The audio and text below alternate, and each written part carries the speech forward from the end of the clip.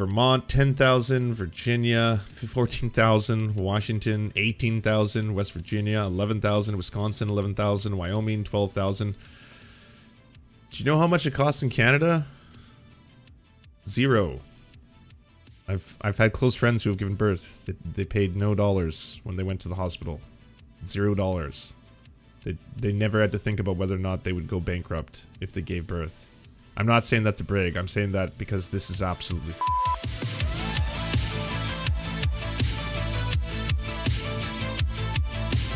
I don't know if you know this, but there was a revelation the other day when it comes to Ben Shapiro and his evisceration of college campus kids. Apparently, they have to sign NDAs or agree to the terms of which, if you are a leftist or someone who is progressive or even a liberal and you're coming up to ask a question, you're only allowed to ask your question and then you have to scurry off. The reason being is that you can't get the final word, and it always looks epic as someone like Ben Shapiro totally owns and eviscerates you and then makes the cringe compilations on the YouTubes. I think Michael Knowles is trying to do something similar. I cannot attest to whether or not Michael Knowles does the same strategy, but this is Michael Knowles apparently doing the college campus eviscerations. Here's how to exactly debate the left's absurd pro-abortion talking points. So next week there's going to be a pro-abortion speaker here talking about how abortion is a moral good from a Christian perspective. How do you how do you argue with someone who has such an extreme permission? So this is clearly not a leftist, but he's going to instruct them on how to destroy and defeat the left. About abortion. Well, I have an extreme position about abortion, which is that it's bad to kill babies after they're born or as they're being born or just... Yeah, I think most people agree with you for the after they're born. That's called murder, and it's a law. And yeah, it's pretty much codified all across the good old US of A. Has been for some time now. You can't do that. No one is advocating for that. No one thinks that you should be aborting people who are born, aka murdering them. I don't even know how that procedure would work because you're not inside a womb at the time. Unless you're talking about reverse birth, like someone returns to the womb and then aborts them, which no one's, I think, ever done before. So yeah, again, weird. Before they're born, or really any time before that they're born. I think that extreme position is easy to hold and easily defensible. The question you'll have to ask is what that person's premises are. Because there are 2 points to that topic. One, that abortion is a moral good, and 2, that it is Christian to kill babies. I seem to recall some verses of scripture coming from, a guy named Jesus Christ, who talked about, he'll hold you accountable for whatever you do to the least of these, you know, and tie a millstone around your neck, and it'd be better for, right, that guy. So I'd be curious as to what he says. I've never heard a coherent argument for abortion that did not also imply that it would be perfectly fine to kill other various human demographics. One of the arguments that cynical people make for abortion is that it's good because these kids, they'll all be on welfare and probably grow up and commit crime. And so Jesus is the New Testament, but we were doing some old-timey testament, some old-timey religion for the truly devout. Numbers 5:11-31, a test for adultery. And the Lord spoke to Moses, saying, Speak to the people of Israel. If any man's wife goes astray and breaks faith with him, if a man lies with her sexually, and it is hidden from the eyes of her husband, and she is undetected, though she has defiled herself, and there is no witness against her, since she is not taken in the act, and if the spirit of jealousy comes over him, and he is jealous of his wife, who has defiled herself, or the spirit of jealousy comes over him, and he is jealous of his wife, though she has not defiled herself, then the man shall bring his wife to the priest, and bring the offering required of her, 1/10 of an ephah of barley flour. He shall pour no oil on it, and make no frankincense on it, for it is a grain offering of jealousy, a grain offering of remembrance, bringing iniquity to remembrance. And the priest shall bring her near, and set her before the Lord. And the priest shall take the holy water in an earthenware vessel, and take some of the dust that is on the floor of the tabernacle, and put it into the water. And the priest shall set the woman before the Lord, and unbind the hair of the woman's head, and place in her hands a grain offering of remembrance, which is a grain offering of jealousy. And in the hand of the priest shall have the water of bitterness, bitterness that brings the curse. Then the priest shall take the oath, saying, if no man hath lain with you, and you have not turned aside to the uncleanliness, while you were under your husband's authority, be free from the water of bitterness that brings the curse. But if you have gone astray, though you are under your husband's authority, and if you have defiled yourself, and some man other than you and your husband hath lain with you, then let the priest make the woman take the oath of the curse, and say to the woman, the Lord make you a curse and oath amongst your people. When the Lord makes your thigh fall away and your body swell, may this water that bring the curse pass into your bowels, and make your womb swell and your thigh fall away. And the woman shall say, Amen. Amen. Then the priest shall write these curses in a book, and wash them off into the water of bitterness, and he shall make the woman drink the water of bitterness that brings the curse. And then the water that brings the curse shall enter into her, and cause the bitter pain. And the priest shall take the grain of offering of jealousy out of the woman's hand, and shall wave the grain offering before the Lord, and bring it to the altar. And the priest shall take a handful of the grain offering as its memorial portion, and burn it onto the altar, and afterwards shall make the woman drink the water. And when he has made her drink the water, then if she hath defiled herself, and hath broken faith with her husband, the water that shall bring the curse shall enter into her, and cause bitter pain, and her womb shall swell, and her thigh shall fall away, and the woman shall become a curse amongst her people. But if the woman hath not defiled herself and is clean, then she shall be free, and shall conceive children. Oh my, it's pretty fucking cut and dry there. Now, I mean, a little medieval for my taste, but it definitely seems as if the Bible is quite explicit about what exactly their position is on abortion. This is a very racist argument, because everyone who makes that argument is saying that it's good to kill the little black kids, but you wouldn't want to kill the precious little white kids who grew up in the suburbs. And the question you have to ask him is, which young black man in an inner city would you be willing to apply that logic to at the age of 24? And look him in the eye, because they're never called out on the absolute racial bigotry of it all. In New York City... What the other... Like, I was just reading some biblical stuff, and that was some weird-ass shit, and then you come sputing this? What are these strawmen? More black babies are killed in the womb than are born. That is horrific, and future generations will look on that barbarity with great moral opprobrium, and will look on the people who... Great moral opprobrium. Okay, yeah, all right. Do you say myopic instead of saying short-sighted? Is that the methodology? Anyways, everyone, I don't know whether or not that is true statistically, but I will say... you might want to look at the fact that the United States has very poor healthcare, and people who are black Americans disproportionately have worse access to healthcare. It is actually quite expensive to give birth in the United States. And so that might play a factor. There could be socioeconomic factors that are at play here as well. I would think that if that is the case, and that is something that conservatives and Christians and right-wingers deeply care about, then they should be pouring so much money into healthcare provisions for the black community to make sure that they have access to all the resources they need, right? Wouldn't that be something high on the list? Advance that with great moral opprobrium. And if this fellow is a Christian, then when he gets to St. Peter's Gate someday, I have a feeling that the eternal judge is not going to look very well on him. Giving birth at a hospital costs about $10,000 in the US with insurance? With insurance? What? Who has $10,000 just pocketed away? I mean, I'm not hurting for money, but I don't have $10,000 in a bank account ready should the day come. Holy fuck. Doubting horrific heresy that has led people possibly of good faith astray. He will meet the millstone in the next world, and it would be better for him to correct his views in the present. All of that is to say, you should always take the level-headed approach. Do not, you'll notice I'm not yelling or screaming about this man. I'm not yelling or screaming, even about abortion, even as the governor of Virginia says we should kill babies after they're born. What do you think he censored there? Was it goddamn? Because I can't see him saying fucking. You know, I think he said goddamn there, even as the goddamn governor. But that warranted a censor. Because the truth is on your side. You don't need to pretend that this is some passionate interest battle that is brutal and unreasoned. For him it is. For you it's no problem, Lance. You have 9 months to save it up. True. I guess it's like, hey, by the way, we're going to have a kid. So all we need to do now is raise $10,000, or, you know, I might not have adequate medical attention to have this procedure. So, yeah. Not. So I would calmly rip apart his arguments, and then I would advise him to go have a quick confession and and repent before the judgment day.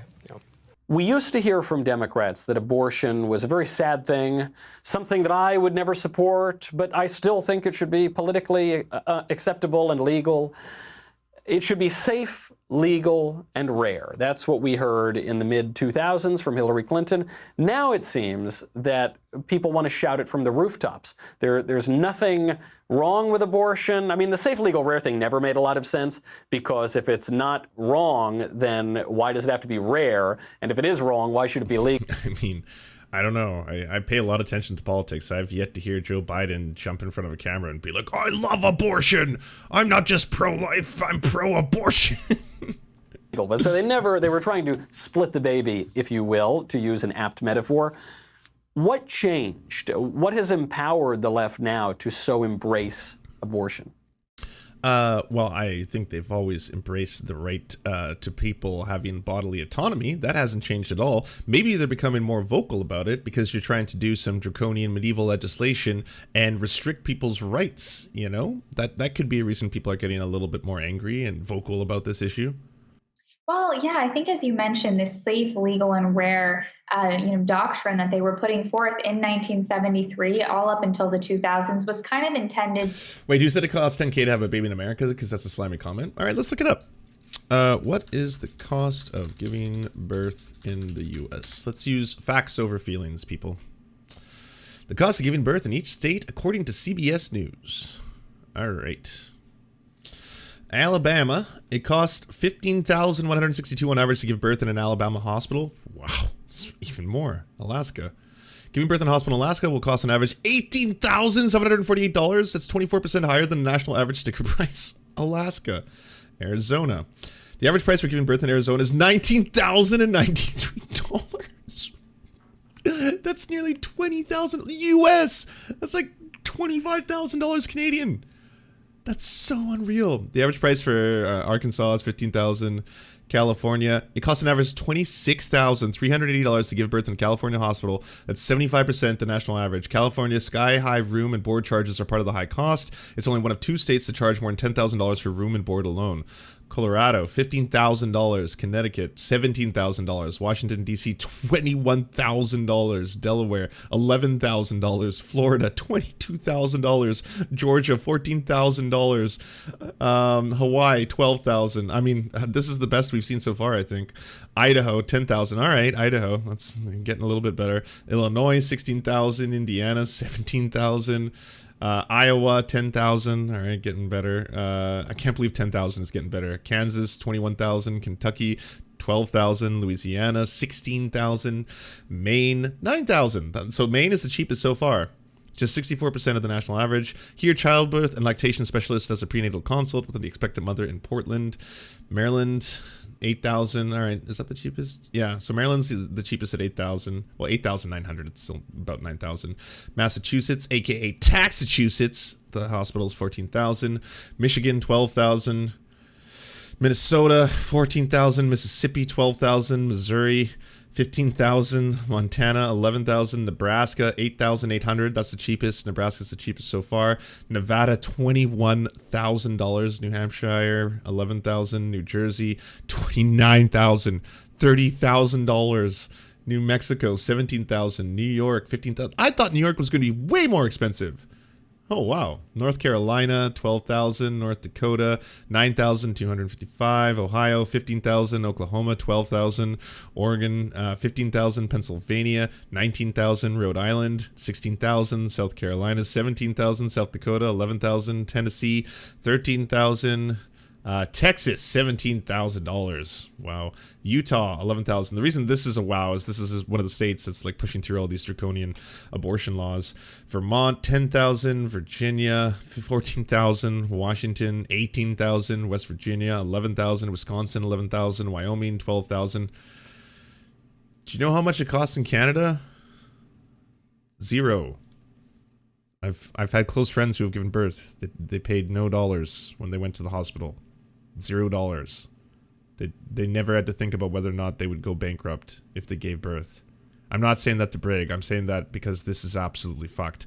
You can't on one end say that you want to limit or restrict contraceptives, and at the same time you want to make abortions illegal. And then on top of all of that, should you want to give birth, is that something that you want? It will bankrupt you. It will absolutely bankrupt you. That is so fucked up. Like, it's cruelty on every level. And to people who say that it's not like a class issue, it absolutely is. Like, poor Americans are at the worst possible position for all of this. To say, open the floodgates to abortion. I think they knew that people inside kind of knew it was wrong. They knew it was something bad, but they had to say, you know what, we're going to keep it very limited because that's a way we can kind of crack a deal with you guys as the American people in order to get this out there. But as we've seen them today, the Democrats today celebrate 9-month abortions. Governor Cuomo in New York lit up the Freedom Tower pink to celebrate 9-month abortions for no medical reason. We've seen Ralph Northam talk about, keeping the baby comfortable after it's born, and then a discussion ensuing as to what would happen to it next. So when we really go into it, there isn't too much middle ground on it. Either this is a human life and this is a person, or this is, quote, a cluster of cells, an appendix, a body part, as they like to say, not worthy of protection. So I think that people are actually realizing that that whole middle ground ideology, as you were saying, safe, legal, and rare, doesn't actually... Wait, are you...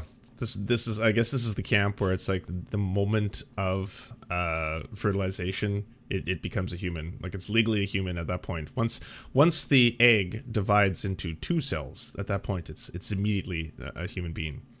Make any sense, because we're talking about either life or death when it comes to this human being. Right now we're about 50-50 in the country on people who support abortion and people who oppose it, which is better than we were in past decades. There have been times when people were much more in favor of abortion, but we seem to have deadlocked around 50-50. Is this just one of those issues that we're not going to resolve, that we're basically going to be in a stalemate forever? Or is there some hope that we're going to convince people to stop allowing the legal killing of babies? Yeah, I don't think so. I think it's a little more nuanced. I think the polls have shown... Just so everyone knows, this is what a zygote looks like. A zygote is a fertilized eukaryotic cell that forms after the union of male and female gametes. This is what they feel should have the same rights as a human. That over 75% of Americans are against late-term abortion. They're against federal funding for abortion. And so I think that we... It's not 50-50. Well, I mean, do we have a reliable poll we could go to? Polling Americans on abortion. I'm guessing Pew Research probably has a lot of this. 59% of Americans say abortion should be legal, according to Pew Research. About 6 in 10 Americans say abortion should be legal in all or most cases. Abortion has been a contentious issue in the United States, sharply politicized. Today, 59% majority of adults say abortion should be legal in all cases. 39% abortion should be illegal in all or most cases. These views are relatively unchanged for the past couple of years. The latest Pew Research study conducted April 5th to 11th finds deep disagreements with and within parties over abortion. In fact, the partisan divide on abortion is far wider than it was 2 decades ago. There's obviously gaps between parties. Democrats lean highly in favor of it. Republicans highly against. You can break it down between different demographics. When broken down between ethnicities, white 42% illegal in all or most cases, 57% legal in all or most cases. Black 31% illegal in all or most cases, 67% legal in all or most cases. Hispanic and Asian, all of them, Black, Hispanic, and Asian, all of them have higher percentages of should be legal in all or most cases across the board. Could actually come to a place where most Americans could agree, maybe on a heartbeat bill or some other kind of limitation, and then we could discuss, okay, maybe we should... And yeah, I know. They keep using terms like late-term abortion. Like, most Americans are against late-term abortion. I was like, yeah, it's not really a thing. Like, how often, outside of medical emergencies in which the life of the mother, like, if someone is experiencing late-term abortion, that is a devastating thing. It's to save the life of the mother, most likely, and it's a medical procedure that has to be done, and it's usually usually against the wishes of the parents who wanted to have that kid. There's not an overwhelming amount of Americans who are like, well, you know, it's been about 9 months, starting to feel like I don't want this kid anymore. So what are my options? Going to explore that. Discussions more surrounding something like that. But in any case, most Americans look at a baby at 9 months and say, wow, you know, this really is a full-fledged human. Sorry, I was reading those stats from Pew Research just because I figured it would be something that conservatives would have more trouble pushing up against. But that's the latest statistics from Pew Research studies on Americans and opinions. Full-fledged baby, in order to kill this child, it's going to be a very big effort. So I think that there's actually a lot of support for that, for as far as most Americans who are not even necessarily pro-life from the moment of conception. I'd be curious to hear, because I know you like to steel man, you know, the other people's arguments here. What do you think is the strongest argument for abortion? What's the best argument that they have at their disposal? Well, I'm very excited to hear this. I would say most pro-lifers would probably agree that when they bring up kind of the hard cases, maybe cases of rape, cases of incest, things like that, I would say those are especially heartbreaking because, you know, all of us are against that of having ever occurred in the first place. But I think that the main thing to keep in mind is the fact that all of those hard case exceptions, I mean, when we look at incest, it's less than 0.01% of the time. Rape is usually less than 1% of the time. So we're talking about very rare instances. And the left, of course, doesn't say, hey, we're going to be against abortion in all other cases except for this. No. You know, if you had said, okay, you know, not in that situation. It's hard to like even know where to start to disprove everything she's saying because she's leaving that very open-ended. Cases of what? You haven't defined what you're saying out loud. You're just saying like, you know, rape occurs, but it's only this percentage of it. And this, I assume what you're trying to say is the amount of people who seek out abortions. These are the percentages of them who have either been raped or experienced it through incest, which would also be rape as well. But again, without her defining that, it's hard to even know how to, like, I could be debunking something completely separate than what she's talking about. They would still be for abortion. But even if we zoom in on that, I think what's most disturbing is the fact that people on the left advocate. Did they say 1% is rape? That seems like a lot. I mean, yeah, that would technically be millions of people. For the death penalty for the child and not for the rapist. And of course the child had absolutely nothing to do with that action, but they actually want, you know, lighter crime sentences, and, you know, they're against things like that for rapists, serial killers. So I think in order to stop that, we have to stop, you know, the rape from occurring in the first place. Sure, it's a great point you bring up, that they're crying about the death penalty for all sorts of awful killers and you should who's on the other side of that issue? Like, who's like, yeah, I mean, the best course of action here would be to prevent the rape. I was like, yeah, okay, that sounds great. We're talking about people who have been raped. You can't become preventative after the fact. That's what we're discussing. We're adults in a room talking about something completely different. Rapists, and yet when we're talking about the death penalty with no due process for little babies, they're perfectly fine with that. This issue of the hard cases, too, you bring up, it accounts for so few abortions every year. And yet, we always hear from the left when we bring up their support of abortion in the 9th month, in the 3rd trimester. If you're in the case... No one does that. What are you talking about? In the 9th month? At that point, you are giving birth. Again, the only reason why you would have an abortion in the 9th month is if it was a medical emergency where most likely the mother wants to have that child and it's to save her life. What the fuck? Like, I'm sorry. Maybe there's like some random Democrat who has some weird soundbite in a radio interview where they fucked up. I've never heard that in my life. I've never heard anyone say that. Oh yeah, you know, we support abortions in the 9th month. God damn. Minty Treasure says about 18 million women have experienced vaginal rape in their lifetime. Women who were raped by the current or former intimate partner were most likely to report the rape-related pregnancy. 26% to those who raped by an acquaintance, 5.2%, or a stranger, 6.9%. Malloy, thank you for gifting the sub to Temple of the Gods. Appreciate that. Of the Virginia governor, Ralph Northam, he suggested we have 4th trimester abortions. He suggested the baby could be born and you could still kill it. And what they say to conservatives is, oh gosh, come off it. There are so few abortions that happen in those cases. Maybe that's true, but then how come they keep making their arguments in the extreme all the way on the... Again, those are medical emergencies in which most likely the mother wanted to have the child, and that if they do not have a procedure, both of them will die. It's a choice of either they both die or only the child dies and the mother lives. That's it. The other end in what accounts for less than 1% of abortions. These people are just so unbelievably ghoulish. And now they're just coming out with this, like, the only thing they can do is either create all these ridiculous straw men that no one talks about. I've never heard a Democrat, even, like, you know, the most progressive or far left possible Democrat ever. I've never heard them once say that, like, yeah, we should be advocating for people having abortions after birth. It's fucking murder. What that Virginia governor was talking about was making non-viable babies with fatal birth defects comfortable before they die if they're brought to term, not aborting babies after they're born. Yeah, I know, because no one's ever that would be a politician advocating for murder. That's how I know they don't talk about that. It's just literally murder. If you're like, yeah, I'm here to advocate for the rights for people to have abortions after birth. It's like, what are you aborting then at that point? You mean just killing children? Yeah, everyone's against that. Everyone, universally. Like, it's a non-issue. Do you enjoy the Serfs but prefer not to have to use your eyeballs? Many are saying this. Well, we've got the solution for you. It's the Serf Times in podcast form. Available on most major podcasting networks now. If you enjoy it, please consider leaving a good review and feedback because it really helps the show out, apparently, and it's free. Just like the podcast. To our gods, Xander Corvus and Peyton L.